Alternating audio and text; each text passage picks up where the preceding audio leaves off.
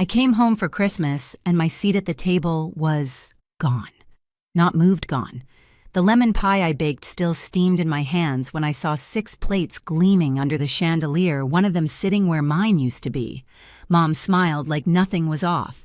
"It's just immediate family this year," she said, sliding a plate in front of my sister's fiancé. The room went quiet in my head like snow swallowing sound. I set the pie down, smiled back, and thought, if family is about belonging, then what happens when they quietly vote you out? Mom always said Christmas was about tradition. The garland on the banister, the same chip snowman mugs, the music station that played Bing Crosby on repeat, it was all there. Everything looked right. That's what made it worse. The perfection of it all untouched except for the one thing missing me. I stood in the doorway pretending to brush snow from my coat while the others filled the room with voices. Grace, my sister, was glowing in a red sweater I'd given her last year. Brent, her fiancé, laughed too loudly at something Dad said, that deep corporate laugh that fills space and asks for approval. And Mom hovered near the stove, directing everything like a stage manager who already knew her cues. "Do you need help with the table?" I asked, trying to sound casual. She didn't look up. "We're all set, sweetheart. It's just immediate family this year." The way she said it, flat practical, the tone she used when reporting tomorrow's weather was almost clinical. She wasn't angry. She wasn't cruel. She was simply certain. That certainty hurt more than any argument could have. I glanced at the table again. 6 plates. Mom, Dad, Grace, Brent, Uncle Neil, Karen, his new girlfriend of 3 months. A family extended where it benefited others, trimmed where it didn't.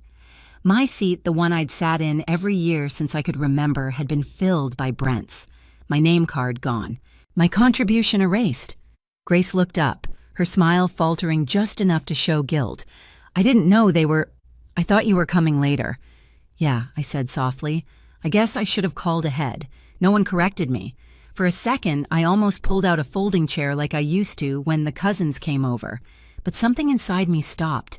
Not anger, clarity. I'd spent years being the quiet backbone of this family. The one who sent money when bills stacked up, who fixed things before they broke. Rent for Grace when she was between jobs. Repairs for the lake house Dad refused to admit needed work.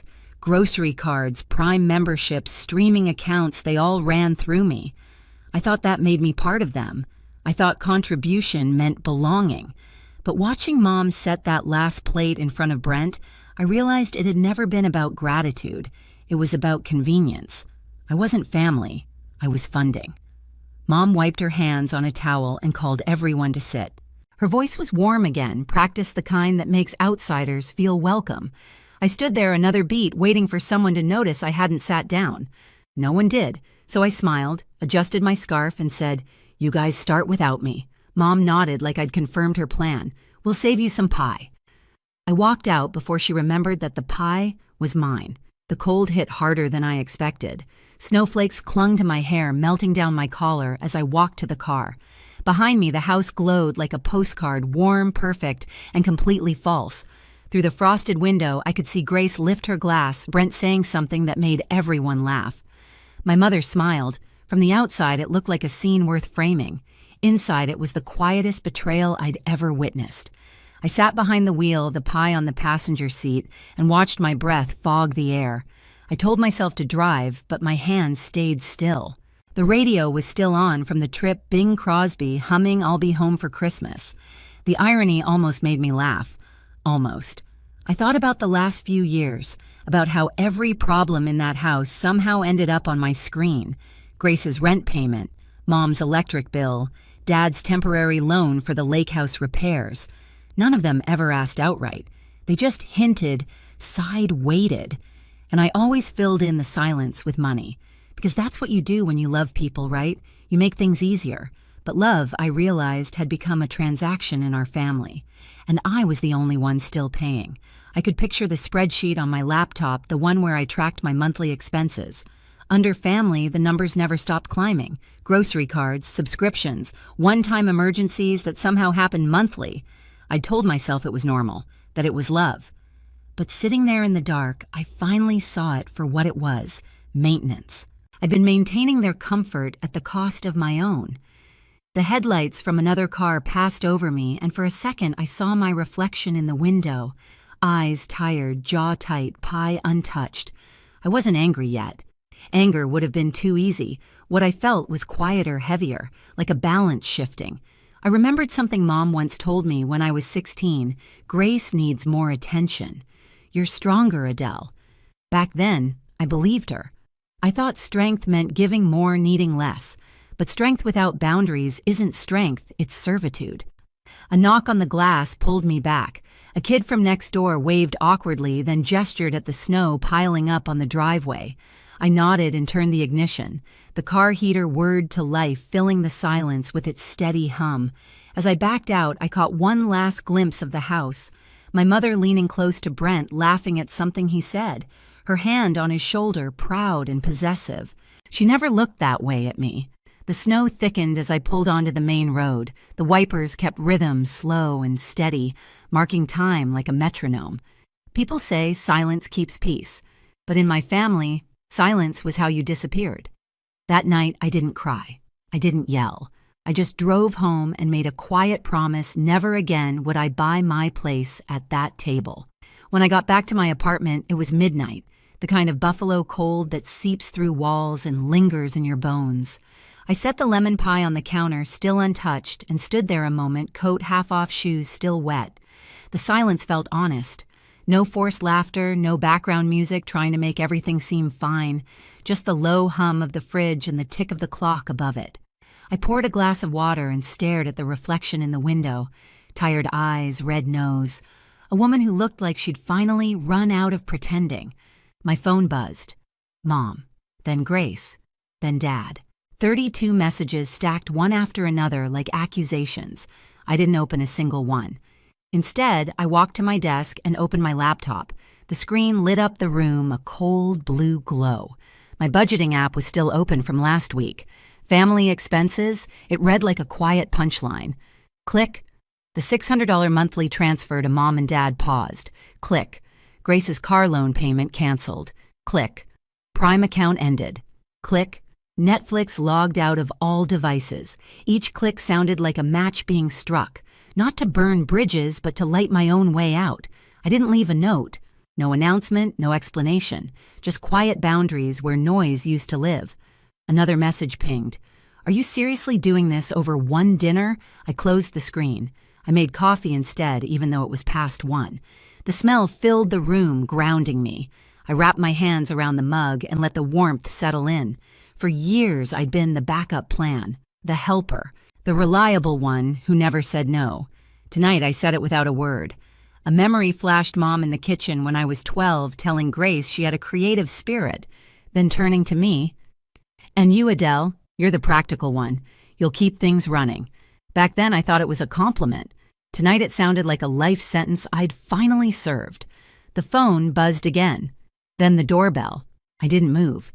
Whoever they were, they could stand in the snow a little longer. I sipped my coffee, staring at the pie on the counter. Its crust had cooled the lemon scent, fading into something faint, almost bitter, like sweetness left waiting too long. For the first time, I wasn't panicking about who might need me, who might be disappointed. The apartment felt small but solid mine. I shut off the lights, leaving only the laptop glow. On the screen, the balance total looked lighter than it ever had. People think revenge is loud, but sometimes it's just the sound of a final click in an empty room. The next morning, the knocking started before sunrise, sharp, impatient, the kind of knock that expects obedience.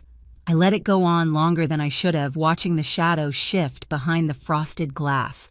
When I finally opened the door, Mom and Grace were standing there, coats unbuttoned, snow peppering their hair. They looked like they'd run out of patience hours ago. "What did you do?" Mom asked before she even stepped inside. No hello, no Merry Christmas, just accusation. I leaned against the frame.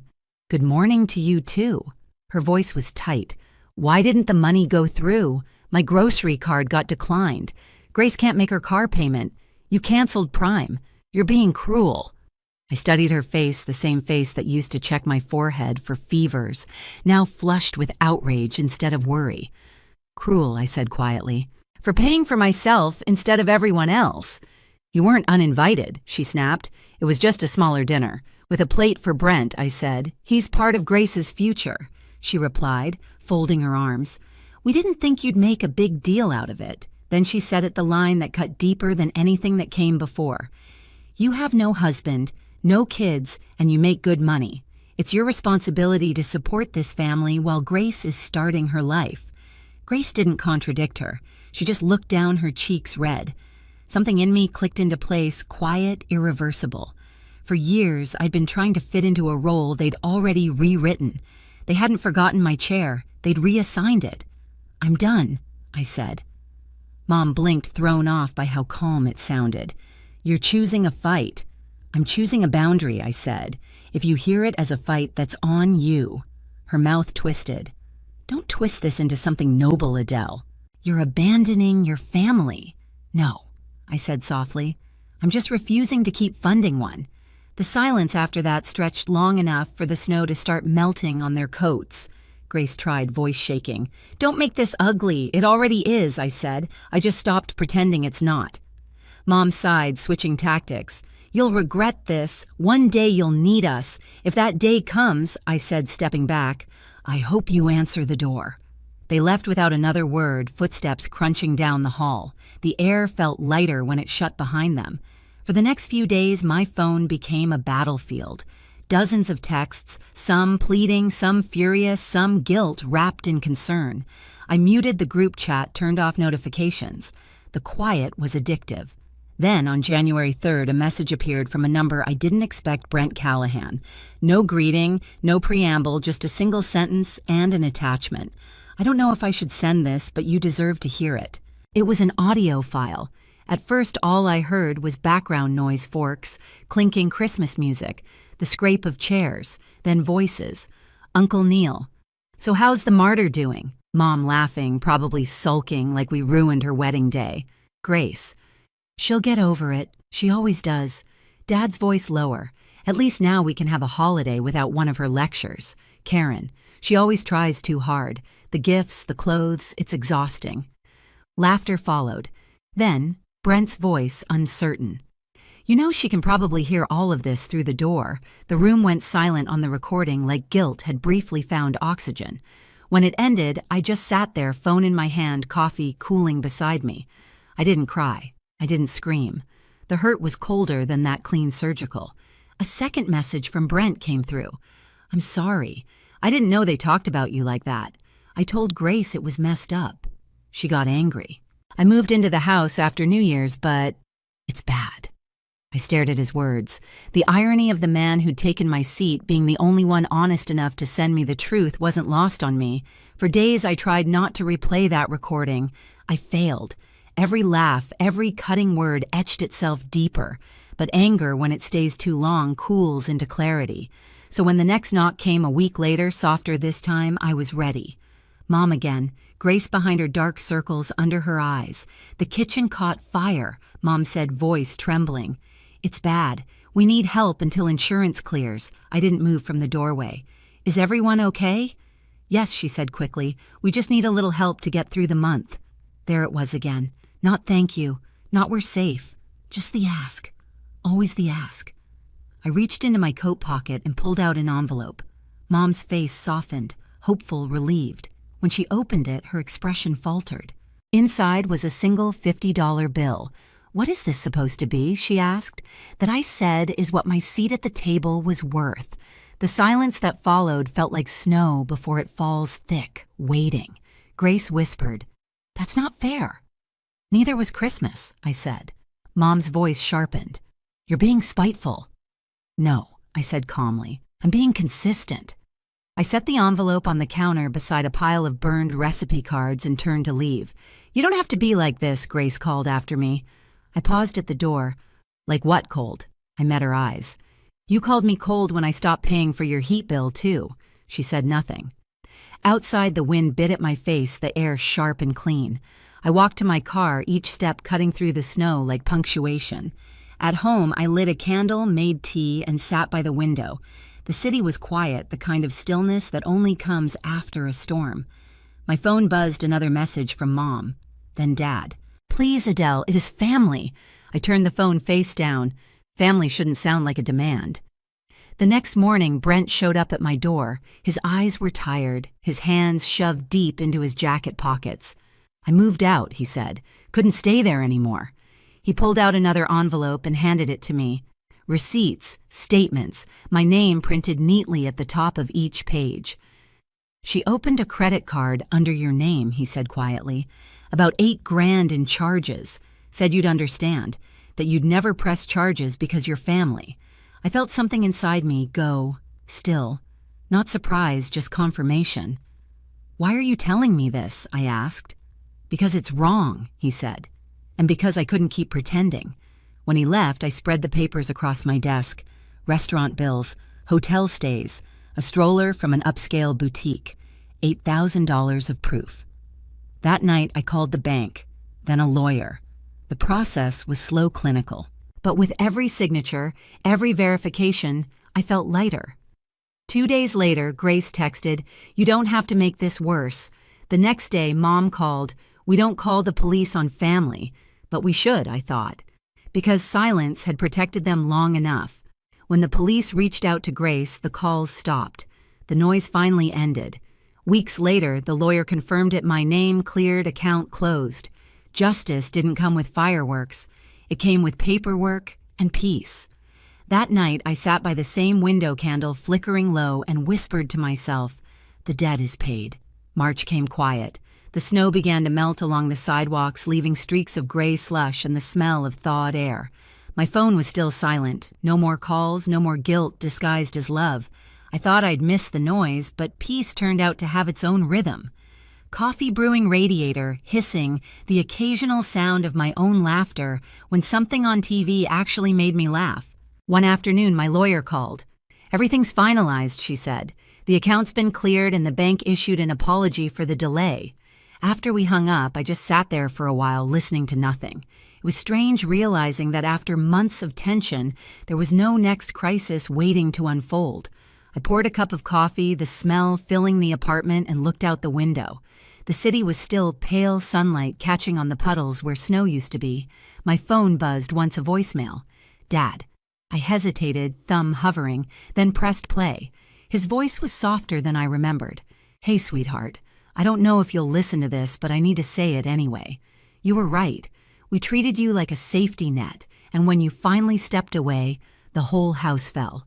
Your mom's not ready to admit it, and Grace, well, she's Grace, but I see it now. We built a family that only made noise when it needed something. I'm sorry. I hope someday you'll talk to us again, not for money, just to talk."